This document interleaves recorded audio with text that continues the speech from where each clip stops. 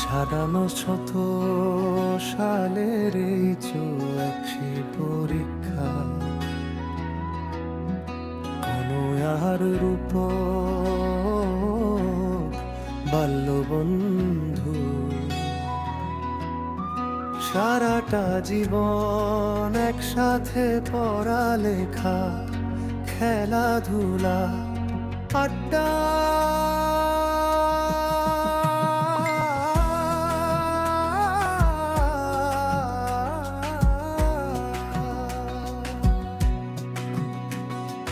পরীক্ষার চাপেও দুজনের মধ্যে একটা অলিখিত প্রতিযোগিতা চলতো, কে বেশি নম্বর পায়।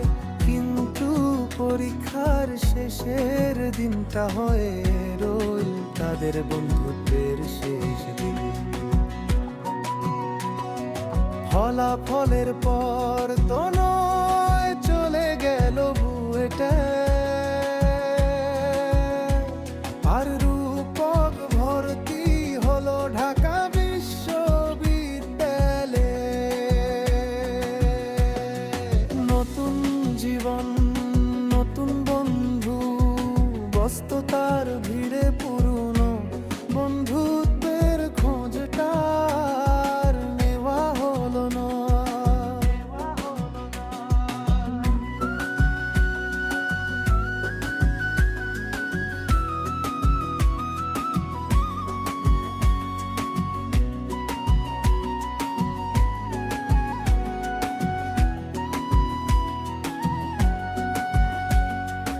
মাঝে মাঝে হয়তো সোশ্যাল মিডিয়াতে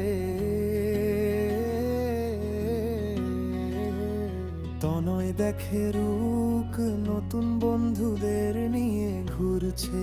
রূপকো দেখে তনয় তার ইঞ্জিনিয়ারিং পড়াশোনায় মজে, কিন্তু সেই পুরনো সারল্য গভীর বন্ধুত্ব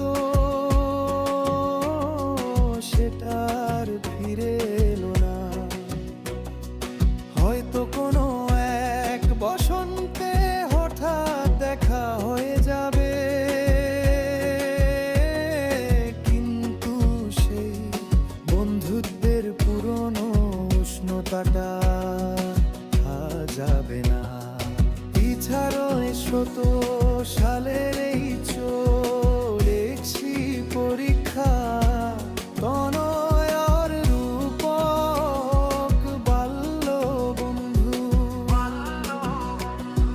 সারাটা জীবন একসাথে পড়ালেখা, খেলা।